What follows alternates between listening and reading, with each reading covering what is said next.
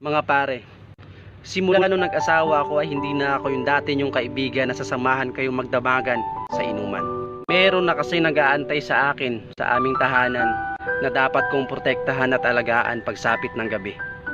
Yun ay ang aking anak at asawa. Hindi na rin ako yung dati nyong kaibigan na sasamahan kayo sa lahat ng trip at galaan.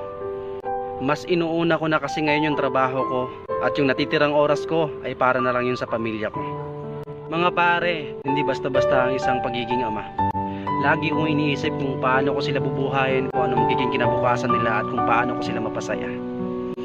Sa halip kasi na ibigay ko sa inyo yung bakanting oras ko, ay mas mahalaga pa rin talaga na yung bakanting oras ko na yun ay para na lang sa pamilya ko.